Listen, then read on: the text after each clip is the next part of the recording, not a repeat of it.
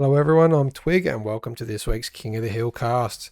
Here is the most intense game from last Sunday's stream. I must say though, there were no real close ones from last Sunday, so we might have to play with some of the rules. We'll get into that. If you're keen to join in on the fun, head over to AllReasonNoLogic's Discord, link in the description below. Each week we host thrilling King of the Hill matches, inviting players of all skill levels to clash. Whether you're new to the game or a pro, there's a spot for you to take on our challenge. I'm here with Prater to break down the key moments from this week's game. Let's jump into the action. Welcome to Throne, the originator map of King of the Hill, and as Twig said, myself on top of the hill along with Major Payne and J King down the bottom of the hill is more of the AllReasonNoLogic regulars as well as Twig. Jumping into... Sorry, mate. I've just jumped into a fill-in spot here on the north of the map. I'm not taking one of the starting spots. Most spots have a geo. Well, sorry, there's 7 spots that have a geo, and then typically, depending how many players we have in the lobby, we can fill in the gaps, and you usually get some supporting ecos like what I'm doing on the north here with Ollie, one of our AllReasonNoLogic members. And it's going to be some of that vampire eco that's going to make a pretty big difference for the peasants. In this one, managing to combine ecos certainly makes a pretty big difference. What we found when we first started playing Throne months ago in King of the Hill was that most players down the bottom would just play on their own. So you'd get a lot of bases that might get to T2 where there's a geo, and then a lot of the other bases like this one here on my screen, you might only get T1 spam and some defenses up by the 10-minute mark. And talking of 10-minute marks, so the rules for this King of the Hill, so there is a 10-minute no rush timer for Throne. No one can go on this middle level for the first 10 minutes, and then after 10 minutes expires, you cannot have any structures, including nukes, Junos, anything like that, that can hit the opponent's bases. Not to say you can't build them, they just got to make sure that the range cannot hit them. You can Juno that middle layer there to stop any sort of tick spam, and then also just a few other cheesy rules like there's no reclaiming hacks from the kings who get that bonus in the middle. They're currently on 50. Yeah, we did 50% bonus, and meaning that you could really be reclaiming like a detonated commander while rezzing it at the same time and realizing the bonus the whole time. So we don't allow that one. And then we are allowing co-op eco around the map where you can have one of these players helping another player boost that eco, and it means that everyone gets T2 faster really. So that is the way to go as the peasants. We are finding each week we play, the more that's happening and the harder and harder it's being for these kings. We've only had one king victory on this map for a few weeks. Is it this match? We'll see. Having a look at what's going on the King's side, J King is already transitioning into T2. Definitely a little early for that in my opinion. Usually don't have the energy in particular to keep up with that sort of transition.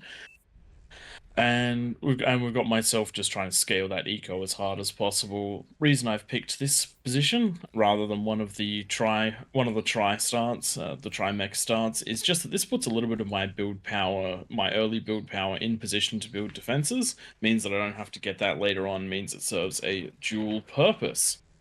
Probably tricks us as well, because usually you'd think as a peasant that there's at least one king up in here in the middle, and that's usually the spot where the biggest eco is. So having no one there kind of is a bit of a deterrent for us, not realizing that there's plenty mexes up there. It also helps just with placement. If you're not putting your initial buildings right smack bang in the middle of where you plan to have your eco center, it means you can plan it out and use blueprints to get it down a little bit better. Yeah.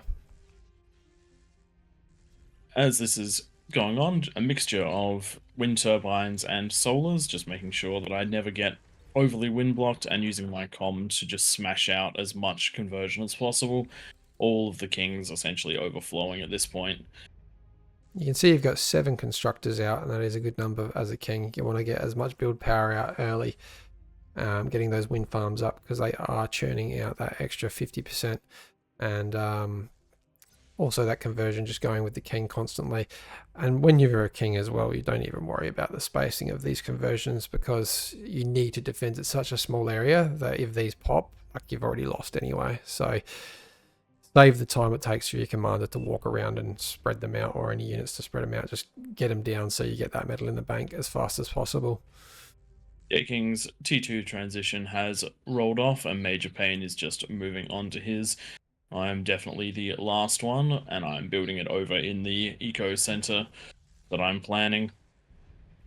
So definitely need to get those T2 mexes up.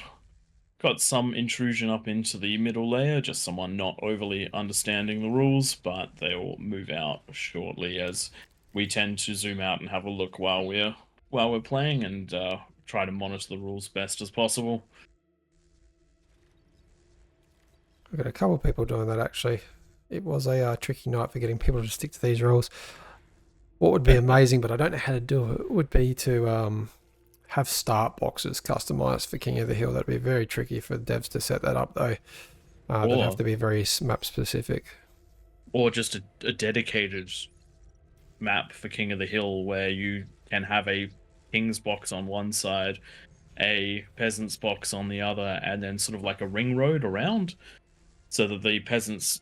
So then there's still all of the attack venues, but not. But the peasants and the kings all start in regular sized start boxes. I like it. If the devs are watching and decide to kick that off, feel free to call it AllReasonNoLogic Hill. That'll be good fun. There we go. Right now we've just managed to catch some of the we've just seen some of the building on the T2 level, and just picked that one up and asked them to pull back and pull their things off of that area. Let's look around the map while that happens. So we've got T2 out of Ollie. You can see the classic communism up there. I've given Ollie most of those wins that I've been building. Similarly, we see that down... Actually, I'm not seeing it any other places. B-Bomb did take over a commander that left the game. So we've got a double eco happening there. This has actually surprised me. Only two... Oh, here we go. We've got Chronographer doing the same for Rakusha on the north. Apart from that, so we've got 3 communism ecos from what I can see.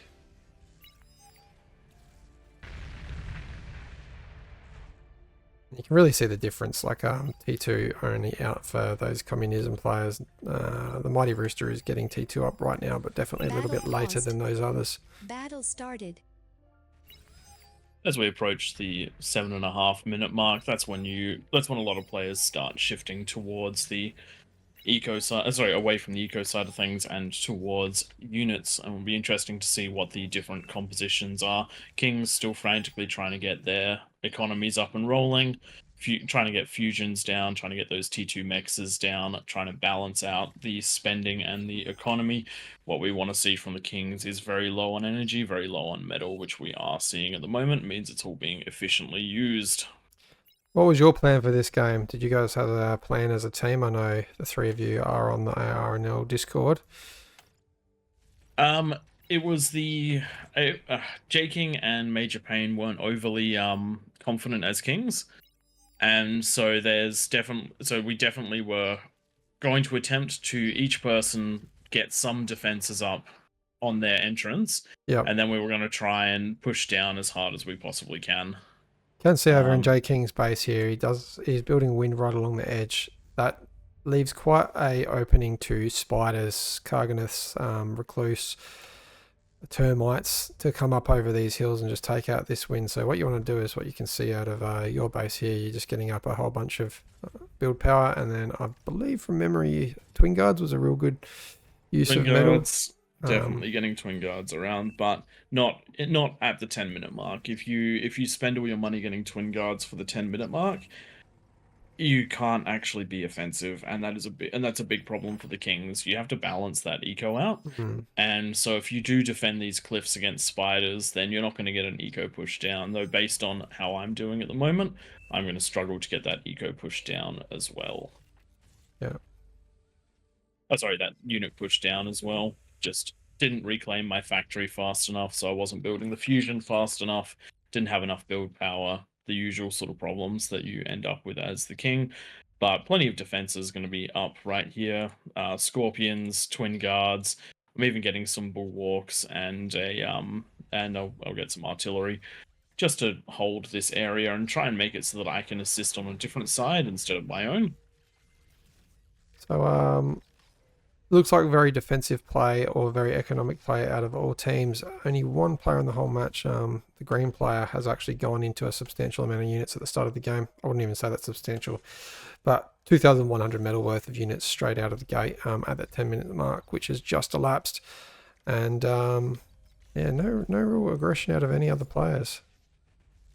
Trying to get those units down, but as you can see, my build order is stuffed up. I've got one Deceiver, one Augur, and one Fiend coming out. Those were supposed to be a single Deceiver and a single Augur, so that actually really hurts me, because it allows this minefield to get down for the light green player. Mine's absolutely devastating at stopping an early game push, because you don't know how deep the minefield is. They're super cheap, and they work really well against the units that we typically go for in that first 10 minutes.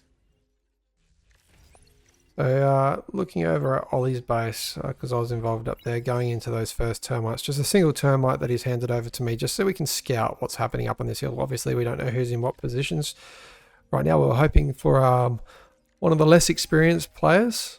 But we got you up on our end. I mean, let's be honest, if you're going to be using Arbiters at 11 minutes, it doesn't matter how experienced someone is. There's absolutely fuck all that we can do about it. I forgot about the Arbiters, and that's right. I do remember a tactic now. This termite wasn't for... This was just to get line of sight to use the Arbiters. Yep. You can see right there it pops over the hill, and that Twin Guard should go straight down easily with those 5 missiles. Yep. I do remember whispering Wally's ear as well. If we do get a good sight here and you see anything that looks like an economy base, just select those Arbiters and then just hold down A and then drag that right click and spread them around there. And that's kind of what he's done right now. I actually know that was the Scorpion hitting something. Scorpion was trying to hit the termite, and it's taken out a little bit. We have a Weber scouting out the red base. Thankfully, my build power is not overly clustered, but this is pretty rough to defend against. You realise what's happened with those, that army, and you've just got Fiends coming out, which is the right response. So this Arbiter, they can rush them pretty quickly, but you're obviously unaware that there's welders down there. Yeah, I'm not beating the welders. Welders have to be one of my favourite units in the game, you know. They're a bit slow, but they shut down so much spam. And nicely done by Ollie, taking them in behind those. Looking at the map as it is quite disheartening, having been the king that played this, because there's so many places and so many things I could have done, but just every attack vector that I chose was defended. Yeah. Well, you are the only player getting attacked right now. You're getting attacked by 1, 2, 3, 4, 5 players really on the north at the moment, and that's the only attack that's happening apart from... Well, that is the only attack that's happening on the whole map. B-Bomb now putting out spam as a result of that push that came out of J King on the south there. So 1 versus 5 at the moment. Good luck.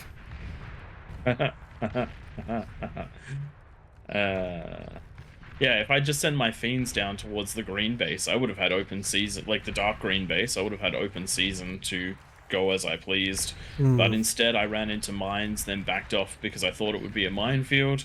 It wasn't. Then I ran into a small pack of welders with spiders, which I thought I'd struggle to punch through, which I wouldn't have. And then the only area I actually committed to was the one area that was full of welders to try and kill the arbiters, which is it's pretty rough on for the kings having such limited scouting information. I think maybe we need to almost ban missile strikes on this map, because really you can get shivers, arbiters. What's the truck called from Armada? Oh, not sure, but yes, you around here. It is ridiculously difficult to defend against this as the kings. It's not impossible, I don't think. So, for example, if Major Pain had more units and could go out with me right now, something to back up these fiends, I don't think it would be that much of a problem. Because yeah, they've done damage, but they're not they're not the end of the world.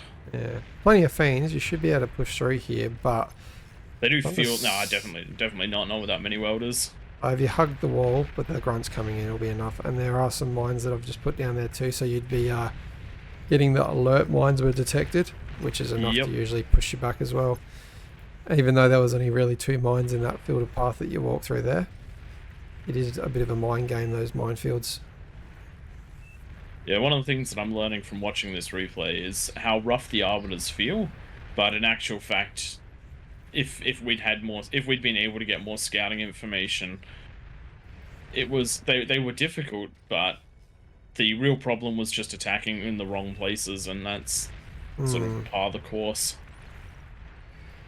The economies are being expanded slowly by yourself and Major Payne. You can see that J King, no fusions at all from what I can see here, unless I'm missing something. And oh, that was a good hit from an arbiter. Yeah. Yeah, that's Major Payne's main eco going down right now. I definitely think we're going to look at these arbiters for the next time we do one of these games. It seems to be the tactic that gets the game ended quickly. Yeah, what would I do against this? I'd probably just try and do a shitload of tick spam, but you can't really do it to the north because there's just too many welders. Yeah, I don't know the answer. J King really needed to go for the fusion, I reckon, before this. Yeah, the J King doesn't even close to have the eco to build the Thor. The only energy he has is overflow from. Oh, he does have the 2 fusions actually, but even still, the going at T3 Thor at 16 minutes is a struggle. Where are the fusions? When we're up against match units, up on the hill. Oh, 2 fusions. I'm blind. There. Apparently, I can't see orange. No, I missed them too. But I definitely think that the Thor is such an energy-intensive unit, 240,000 with a current production of 4,900. That means that it's going to take 60 seconds to make, more than. Yeah. What I'd probably go is just a couple Razorbacks. Yeah, from another game that we played this weekend, Razorbacks can do a lot of damage early, an absolute disgusting amount of damage early. Like the metal field happening on the north, I got 11,000 deposited there. Just about to see an EMP go off in the middle of all of Major Payne's tanks. Again, same thing with the arbiters. I don't mind that they're in there. I don't mind that the spy bots are in there. It is so rough dealing with spy bots and arbiters. The spy bots in particular, because even if you have a counter intrusion up, which we did, might actually be down by now, but we did have it up. Units still don't automatically target them. You have to manually run units into them to reveal them. And when you're this far on the ropes, what are you going to run into them? A slow tank? On the south, we've got a big problem here for J King's entrance. We've got a couple beamers, a couple welders. We've got the Thor out, but there's a shitload of sniper bots. The sharpshooters will take down that Thor quite quickly. There very quickly. 12 of them, so yeah, it won't take very long at all. He just keeps them at distance. And those banishers doing damage as well.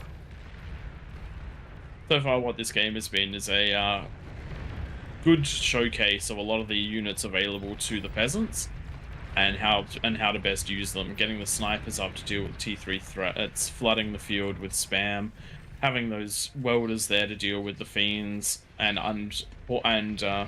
any sort of ticks or grunts from us.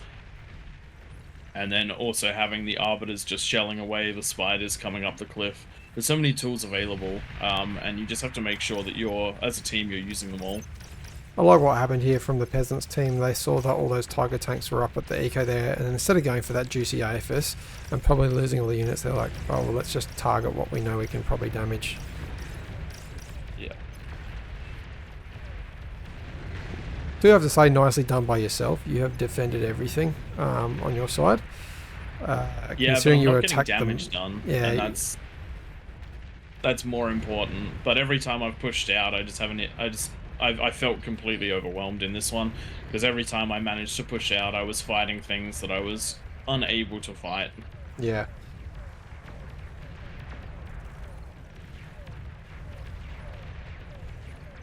So I think I lied at the start of this game, cast, saying this is the most intense map. For casting, this is the most intense map for the Kings, where there was just full Yes. harassment the whole game.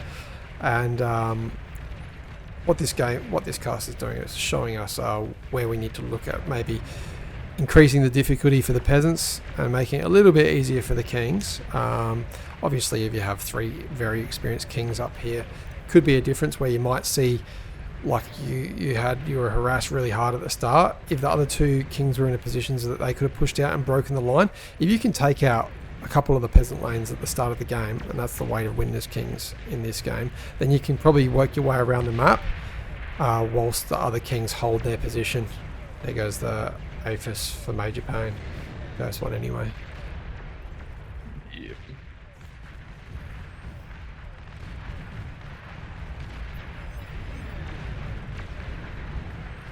Still And holding the on the Arbiter's north. back to shelling my base as well. Yeah, and I think, let's just click them. Have we got a...